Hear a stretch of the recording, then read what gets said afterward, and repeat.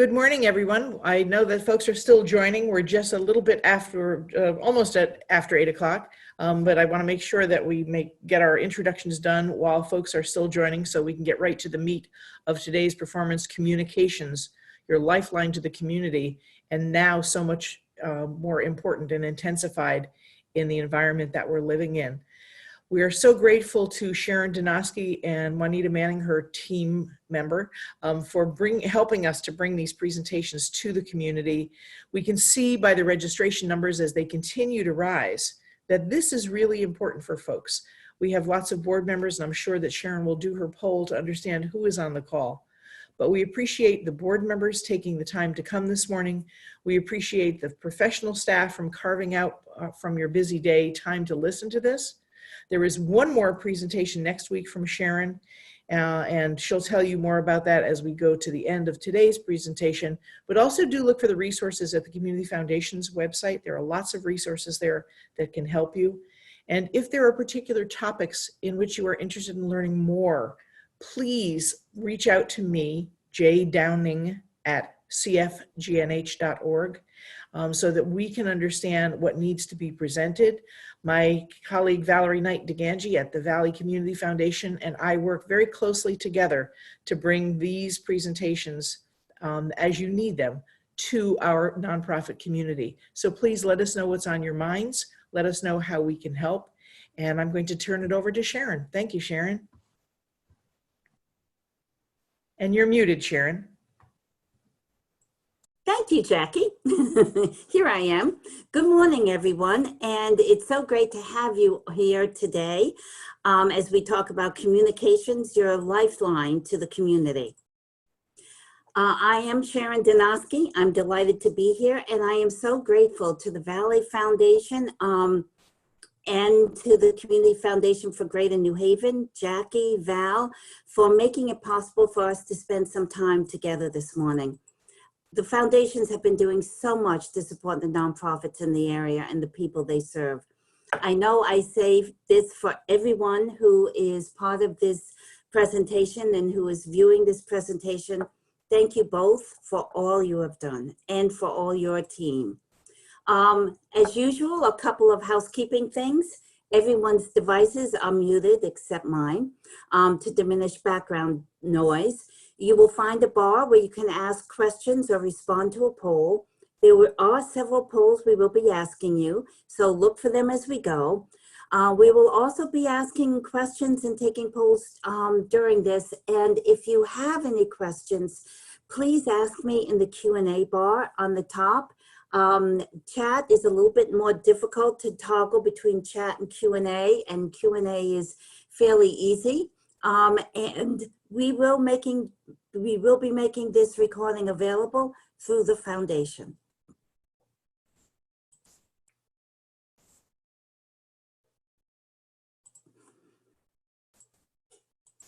All right, to get us started, we have our first poll question. How many Zoom conference calls or webinars have you been on so far this week?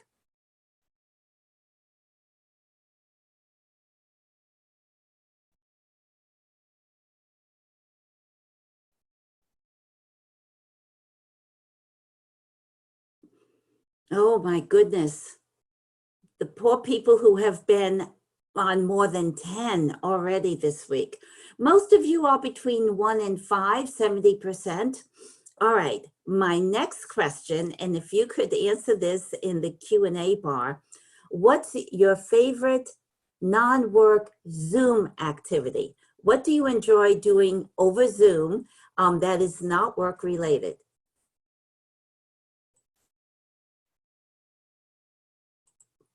What do you enjoy doing over Zoom that is non-related? Visiting family and friends. Exercising over Zoom, that's a good one. Good morning, Valerie.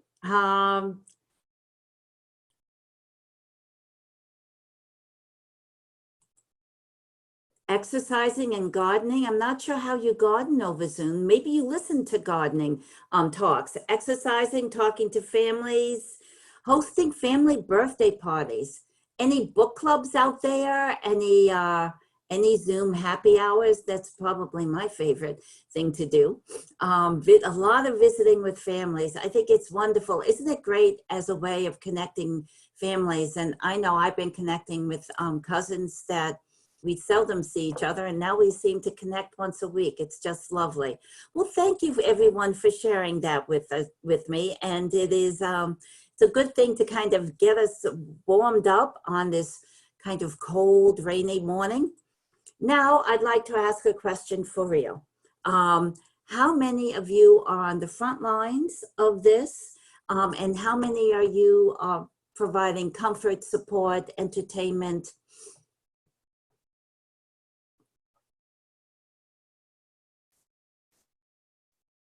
All right. So there are still a number of frontline workers, and if we could get a sense of who is on the poll: executive directors, development directors, board members, others, communication directors.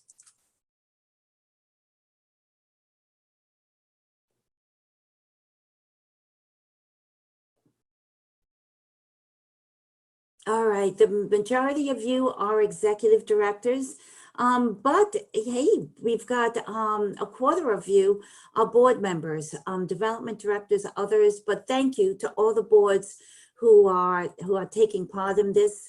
You know, it's really appreciated that you're here for our organizations. In a pre-COVID-19 world, this message was enough. When coupled with your brand, it told your constituents who you were, what you promised, and it was very reassuring. But the simple words, "We're here for you," don't say enough today. Nor will it be enough to get us through the long road ahead, whatever that means. The journey ahead necessitates that you clearly articulate where you are today, what the here in here means, and helping your constituents understand the new parameters of that word and what will it mean going forward.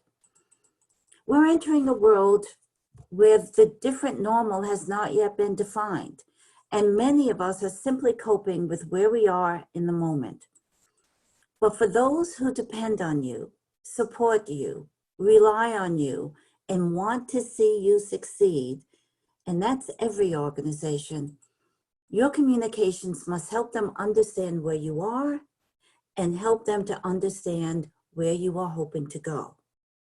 It isn't easy, but in the time we have together today, I hope to provide you with a framework on how you can communicate in a time of crisis and then parlay that as you emerge into a different normal. This pandemic is a crisis that impacts every sector of humanity. In nearly every aspect of our society and in our own personal lives, we see fear, anxiety, uncertainty, and even suspicion, which has bred rumors. And I'm sure you've all heard them and reacted sometimes with concern. But rumors, fear, and anxiety abound when there is not good communication, when you don't have the information you need. Conversely, when there is good communication, when there is information that seems reliable, it has a calming effect.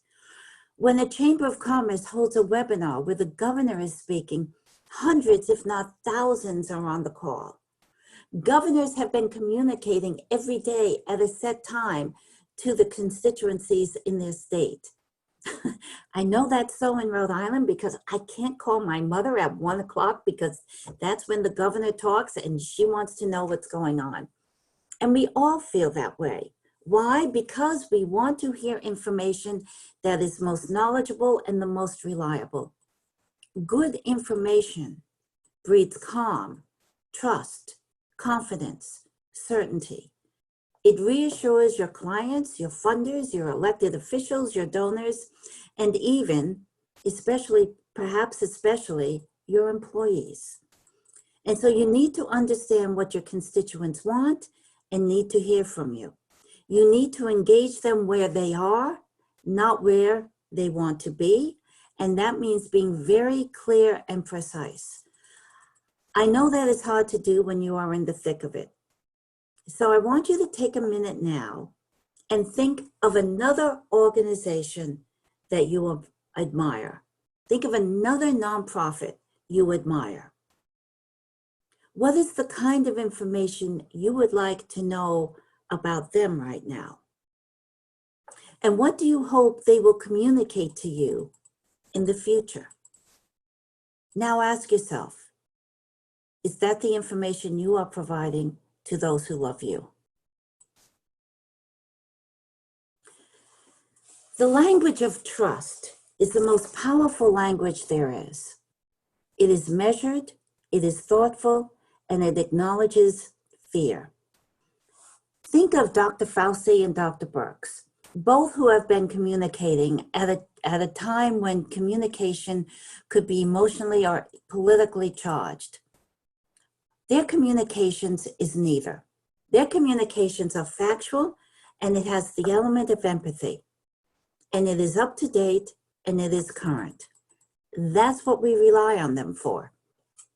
They will lose our trust in a nanosecond when we find out we can't believe something they said. So they are very careful about how they're communicating. Your nonprofit can lead and show its relevance with frequent communication.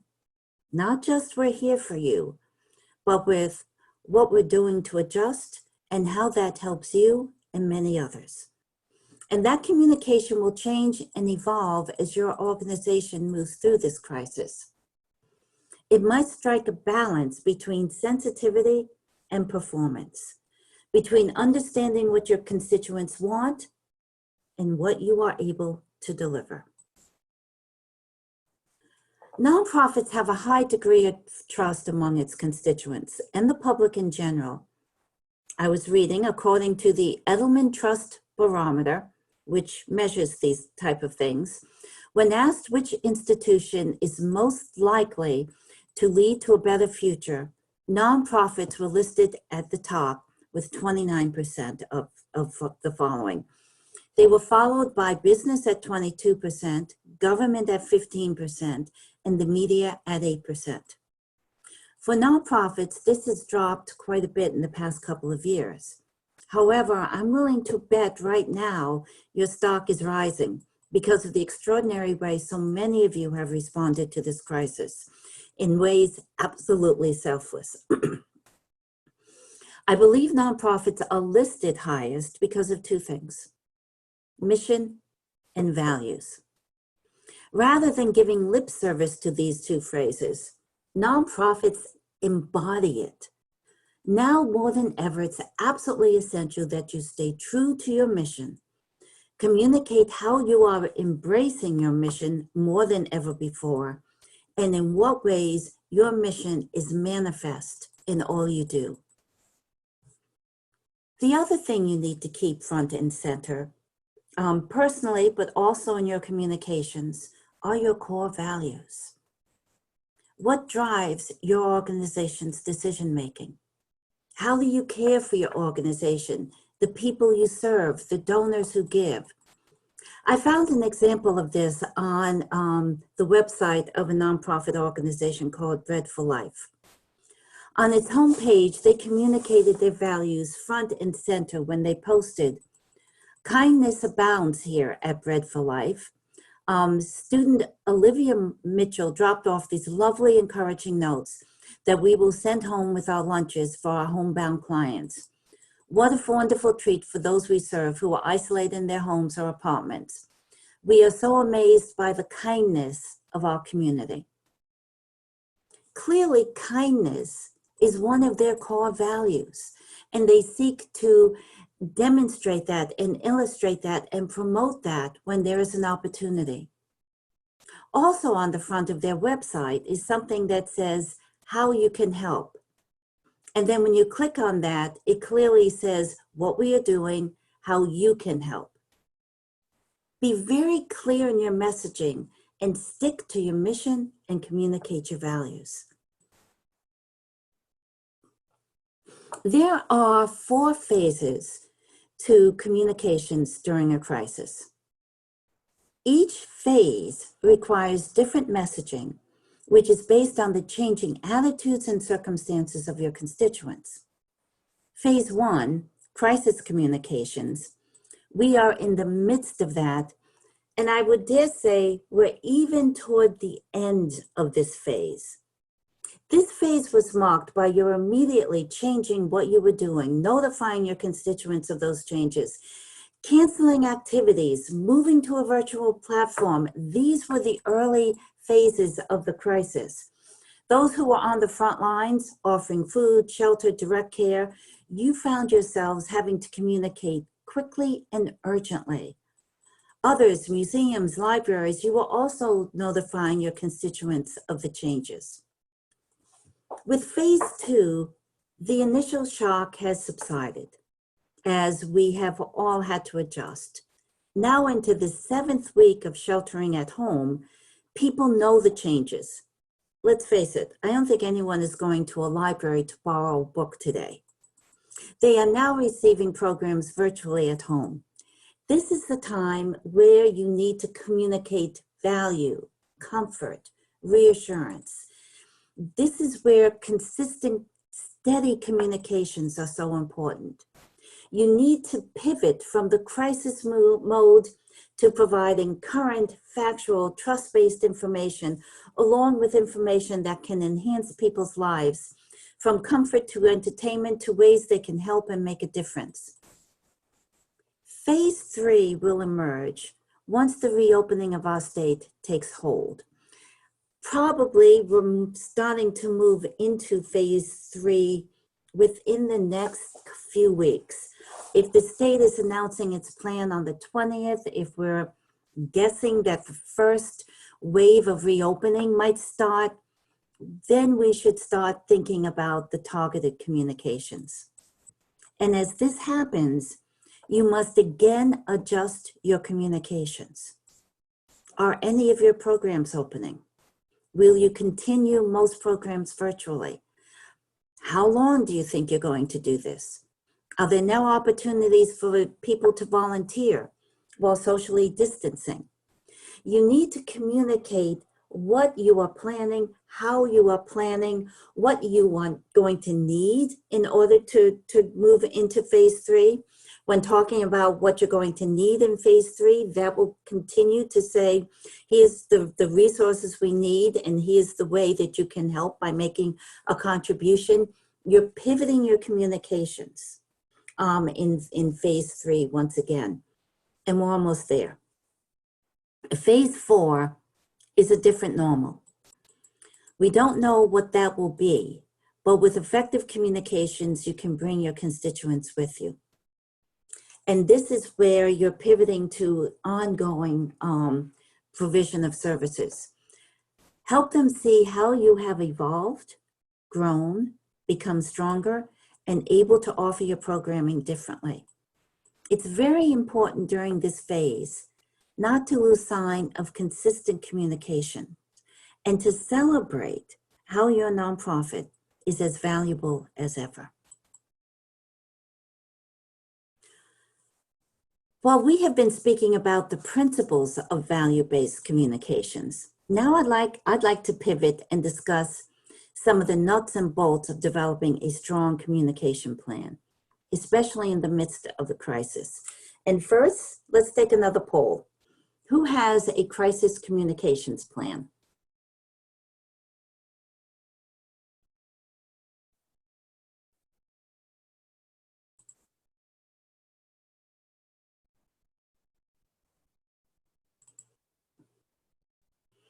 All right.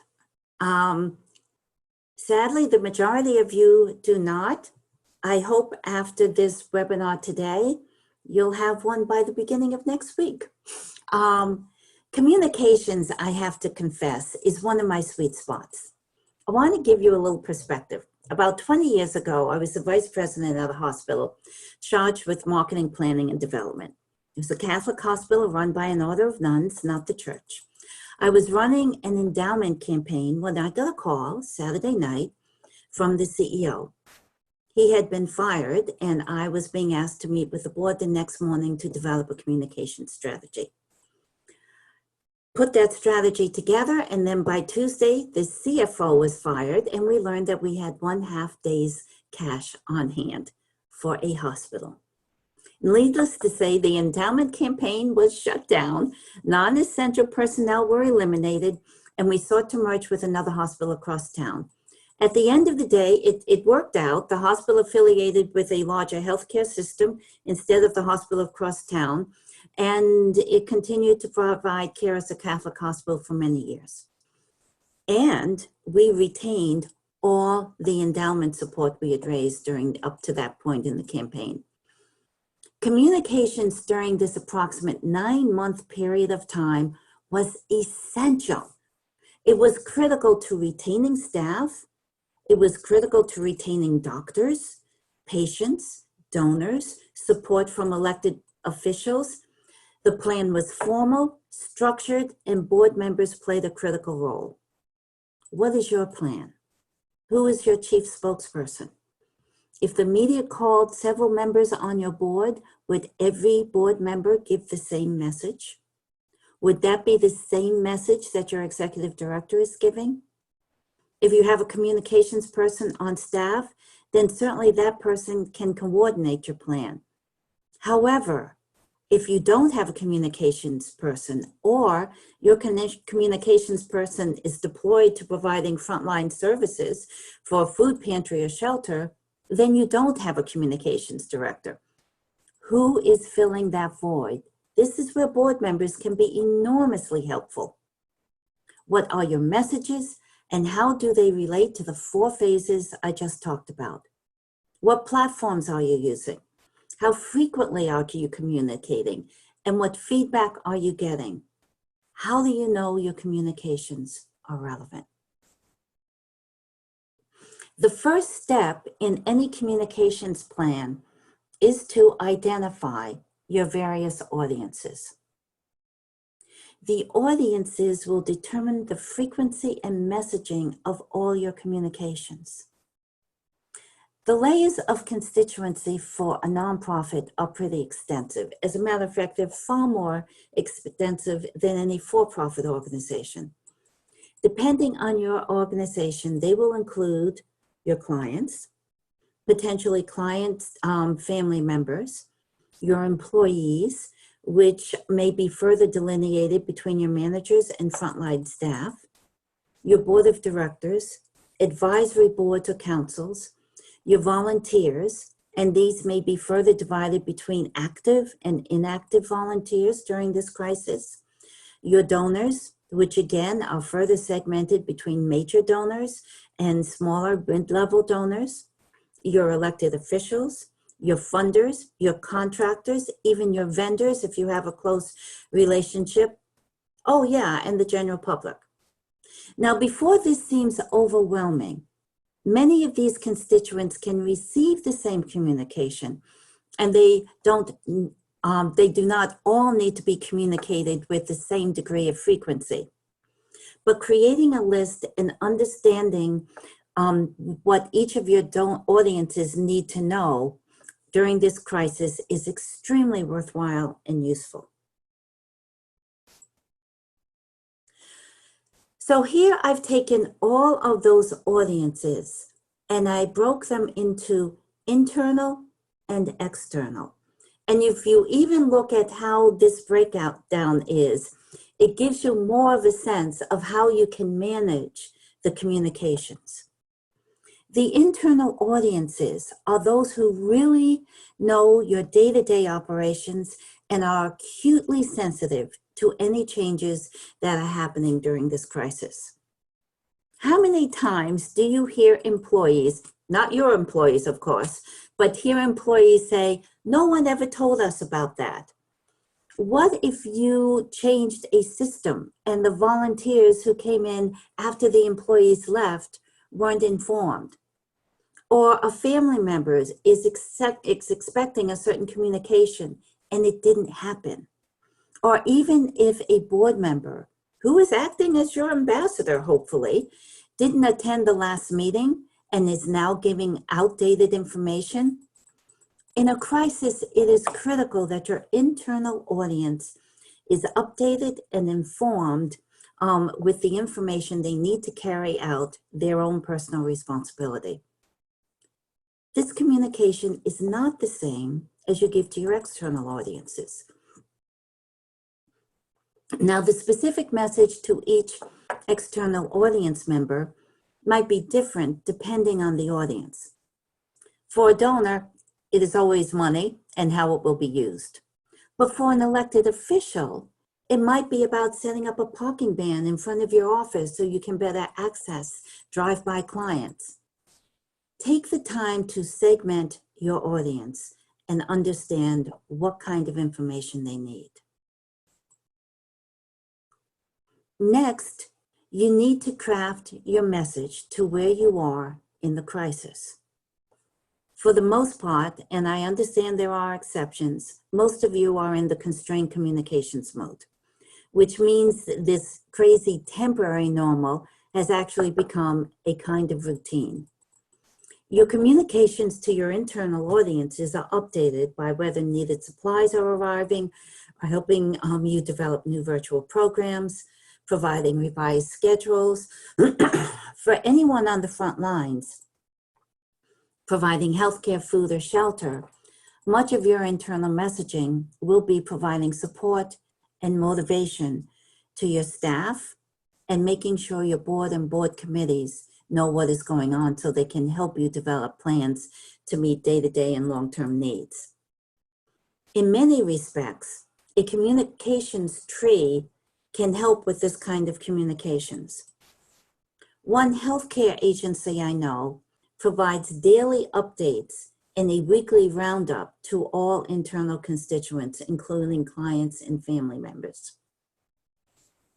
For your external audiences, your messaging is about these things. 1, how is your organization doing? 2, how are you delivering your programs? Which are virtual and are any actual or physical? 3, what are your plans for moving forward? What do you know right now?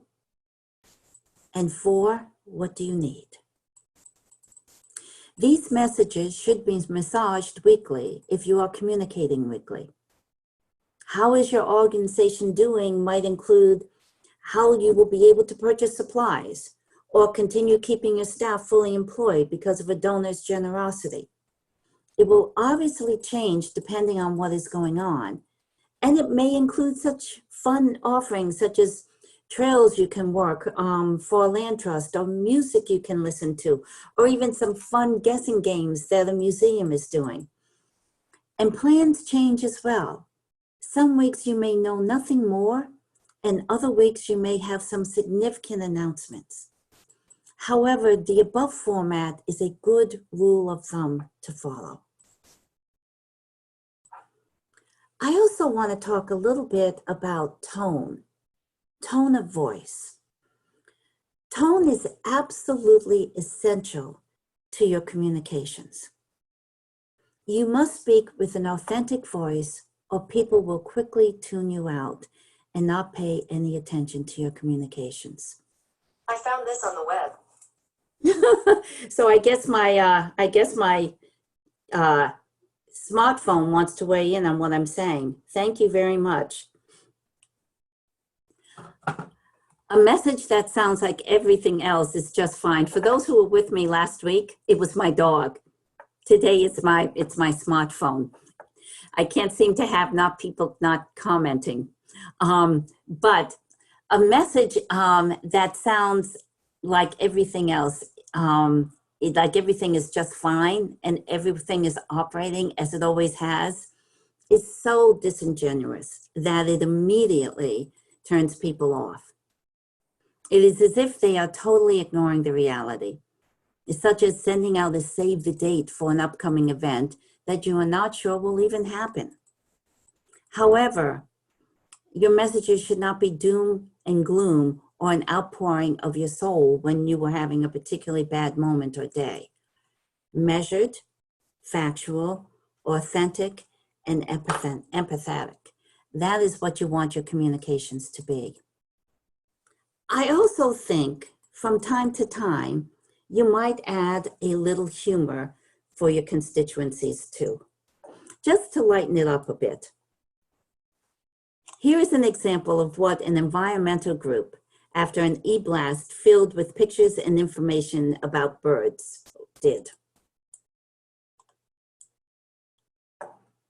Now, birding humor may not be your cup of tea, but I have to confess, as I was reading their email, I literally laughed out loud.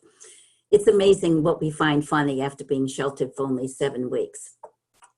Did anyone else find this funny? Please, someone say yes.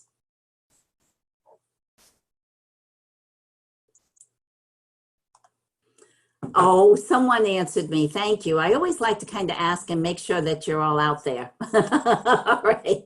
Thank you. Thank you. So, as you're moving forward, you will strike your own tone as you begin to develop your message and your style and all of that. During this phase, if you are out of the immediate crisis, it should be a more measured and informative. You know how you will receive newsletters, and some of them will like, oh, well, they're not really saying much. And others you're like, wow, I think I really need to pay attention to this. It's a lot because of how you're developing the tone of that. If it's urgent, have an urgent tone. But if you're just providing enjoyment, make sure you speak with a tone that is that. It's akin to when, people would send out emails and every letter was capped in the email. We all felt that that was like shouting at you. So it's your tone of voice and your authentic voice. As we are moving into reopening our organizations, the tone and the information should adapt once again, but always be authentic, no matter what. And if you don't know something or aren't sure, then say so. It's all right if you send out a newsletter that says, today our board met and we are evaluating how we can reopen. Here are the things that we are considering. What will make our decision is, directions from the governor, what we feel we can do safely for everyone. Please stay with us as we begin to develop more plans. Well, you didn't necessarily give any factual information. What you did tell people is that you are in the process of planning and you're thinking this through, you're taking your time and you're making sure that everyone will, be safe and okay.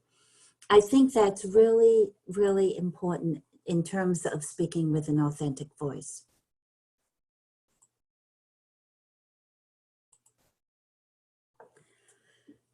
There are so many platforms available that matching the right platform with the right audience, with the right message, can seem a bit daunting. But really, a lot of it is just common sense. For your internal audiences, a general social media platform is not at all appropriate. Now, I know some organizations have chosen a closed social media platform, which is fine, as long as everyone is on it and checks it regularly. One of my enormous frustrations right now is I am seldom on Facebook, just not there very often. I might check in once every couple of weeks, but that's it. My local library is only presenting updates and programs on Facebook. I so wish they would send out a newsletter because I'm working during the day. I'm in my office during the day. My email is open all day long. And if they sent me something via email, I would read those. They're making the assumption that all of their constituents are on one platform, Facebook.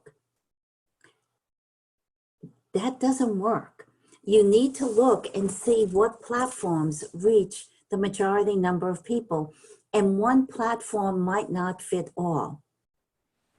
Communications only works if it is both sent and received. And also think about what reaches people more authentically. At that hospital where I worked during the crisis, staff was becoming extremely demoralized. We had been communicating by written memos. It was the 1980s, folks, on an almost daily basis.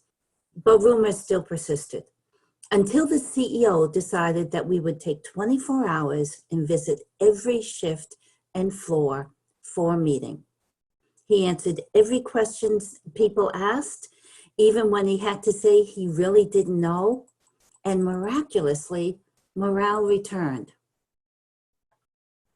Alan sharing with me, groups assume I use Twitter, which I don't. Thank you for sharing that, Alan. Your external audiences, you need to think about your specific audience. Your major donors and elected officials need to hear from you more frequently and personally. Phone calls work quite well, and we discussed calling your donors in the previous webinar. So do Zoom meetings. And I know several organizations that are now getting groups of donors together for Zoom chats. One environmental group, instead of having Monday morning bird walks, is now doing Monday morning bird talks.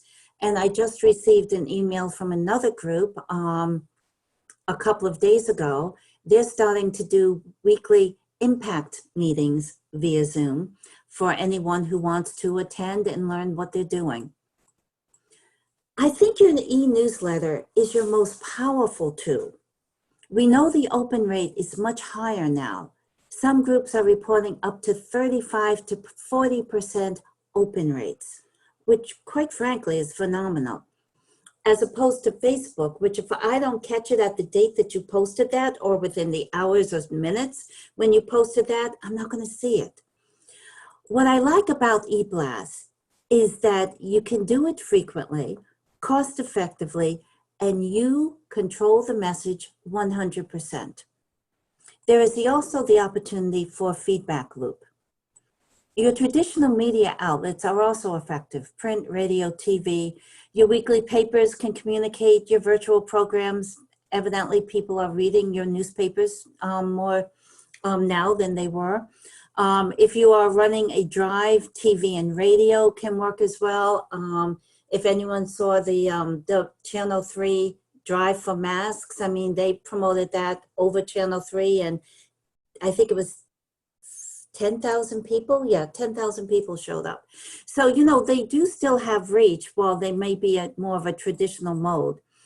What is good about a crisis is that the media is far more attuned to what the nonprofit sector is doing than it does during standard times, and is therefore more responsive. However, whatever you offer to the traditional media outlet has to be newsworthy. So you need to, I think one of the things that works best is multiple platforms. So use your social media, augment that with eBlasts, when and as appropriate, include phone calls, and if you really want to get a mass message out there, think of the traditional media because they all work really well and they all have their place. So Kathy, thank you. You're getting a consistent 36 to 37% e-newsletter open rate. The industry average before this was 15 to 17%. So I just want you to take that in mind. It's an increase of almost 20%. How much is too much on the eBlast? We try to be thoughtful to our audience. Quite frankly, I get many a month from colleague organizations and I hit delete. It's just too much. Right now, we are seeing people sending out weekly newsletters and it's not too much. And the open rate keeps increasing, which is why it's telling us it's not too much. These information has to be useful. The delete is, I think, sometimes misleading. I don't know about you, but when I'm reading my email, I also have the reading pane open. So a lot of times I'll just scan down very quickly and I might delete it, but I've actually been reading some interesting things.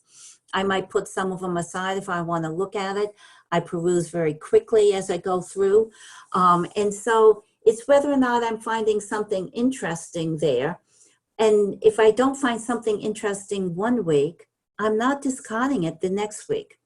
A lot of that is how you are communicating. If you have that authentic voice I'm talking about, and if the information that you are communicating is useful, factual, informative, once a week is not too much, because it's the only way that you're consistently reaching people. They can't drive by your office. They can't see what you're doing, so use this time and this opportunity to communicate well and increase your readership, and with it you'll increase your open rate. I want to talk a little bit about open and about forums, because communications can take many different forms. So first, I'd like to take a poll. Who has been conducting forums for their constituents, either open or by invitation only?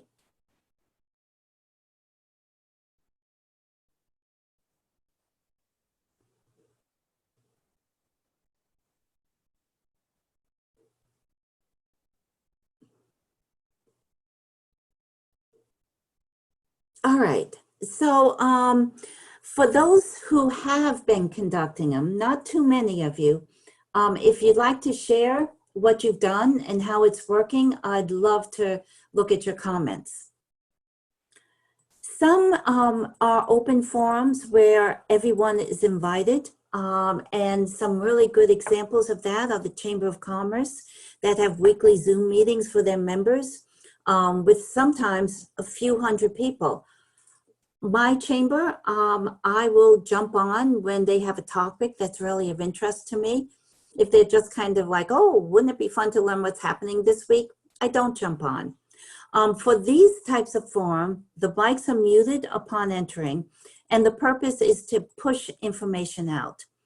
You can use this as well. If there is information you want to share with your patrons or users, you could set it up weekly and give out 15 minutes of information. This is even helpful and useful to those organizations who aren't frontline organizations. Museums, libraries, symphonies, all pull in speakers. And so you can use that and have the speakers come and have them learn things. A library could have a forum every week. Here are the programmings we're offering.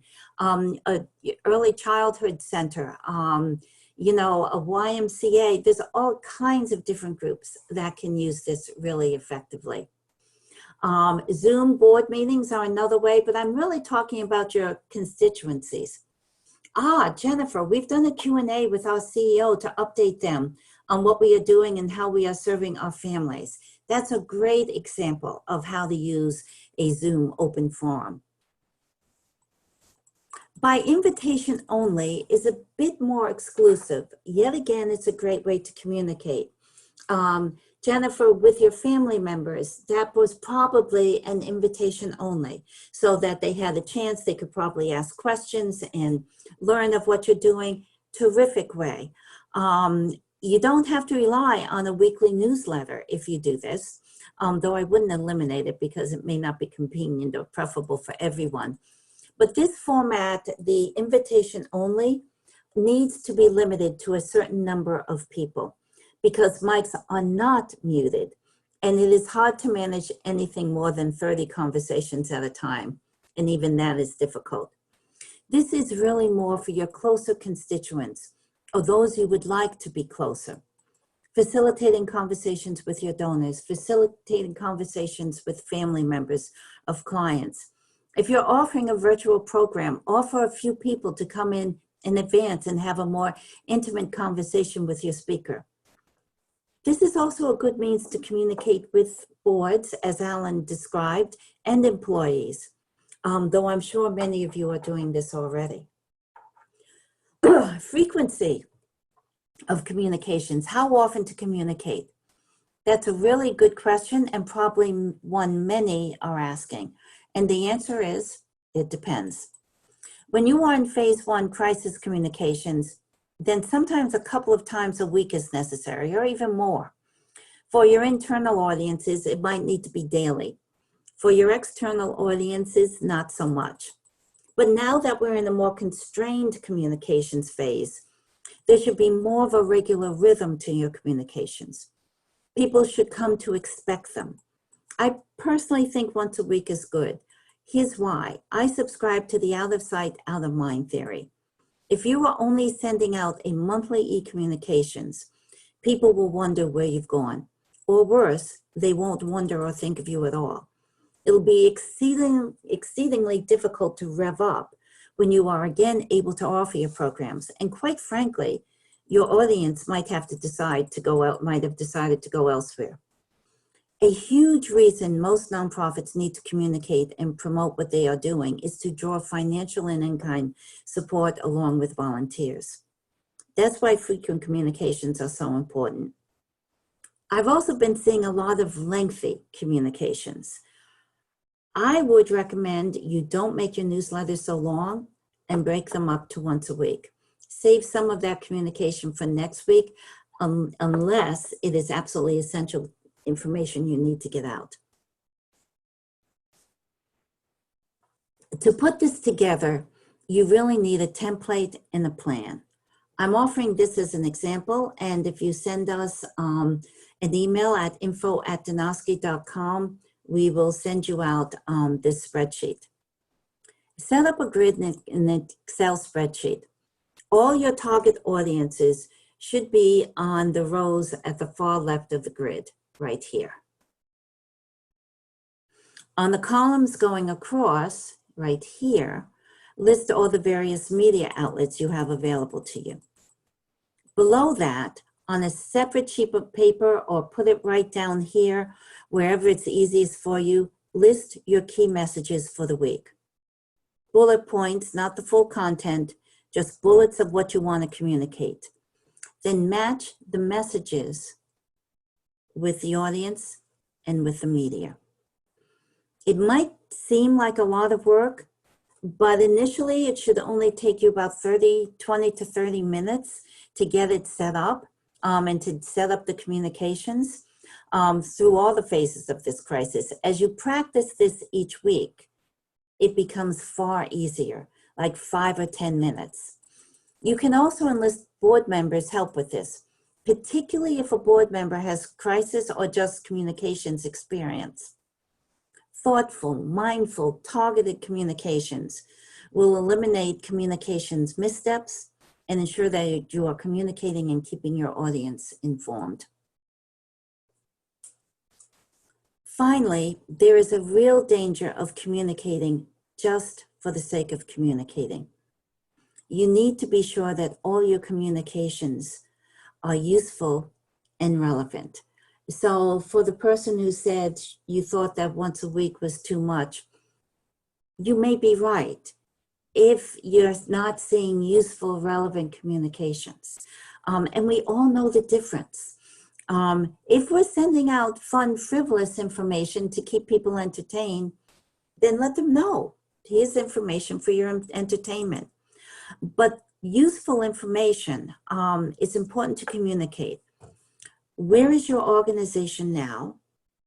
What is it planning in the near future?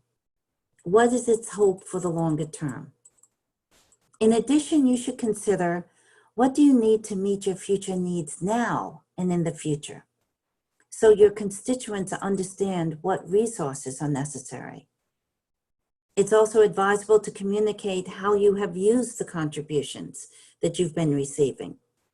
This is not only important to your donors, but it is also important to your employees, your volunteers, your funders, and your elected officials to understand how you have been appropriately and judiciously using the money that has been contributed. Communicate and make sure it is relevant and useful communications.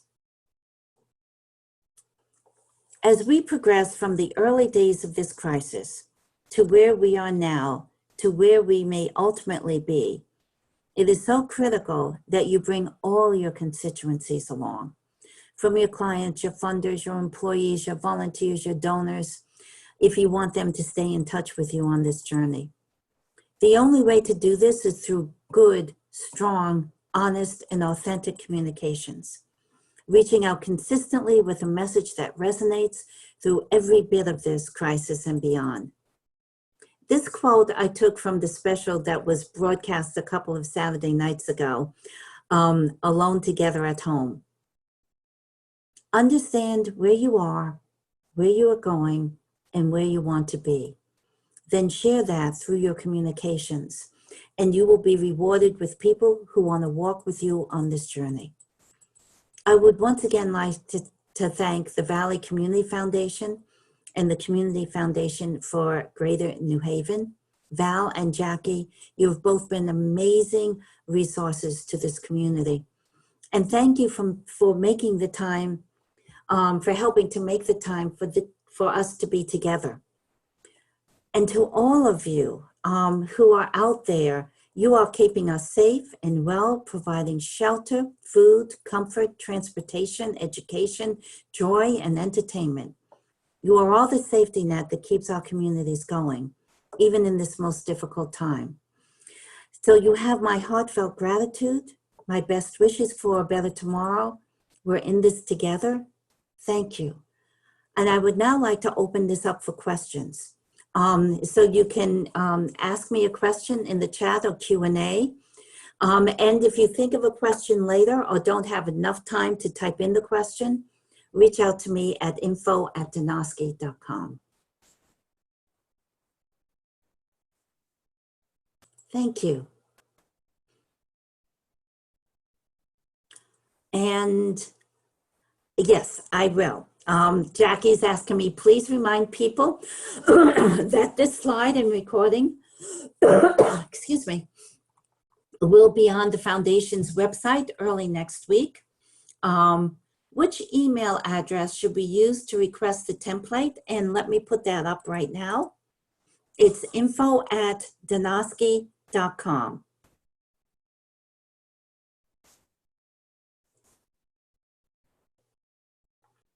Oh, yes. Jackie, Val, you're getting big thank yous for putting this up there. Next week, my colleague, Susan Rosati, will be here to present financial scenario planning. So she goes through all the different scenarios that you might be considering, how to develop budget assumptions, how to prepare scenarios for how you will reemerge from this, best case, worst case, a lot of really good information. So I hope you are able to join us again next week. Oh, Martha, thank you. Taglines for newsletters are everything. Do you have suggestions? What I can say about the taglines for newsletters, because I struggle with that too with my own newsletters, is I think that what I've seen people opening up is when your taglines are not catchy so much as they really say what is in your newsletter. Information about resources that might be useful, you know, how to work, this is kind of thinking of me, but you know, how to engage your boards during this crisis. So direct communication that is, again, with that authentic voice is really what works the best. And stay away from anything that seems to be, you know, catchy or have, you know, a little bit of a smack of a platitude. Authentic, real, what are you communicating? What do you want them to know?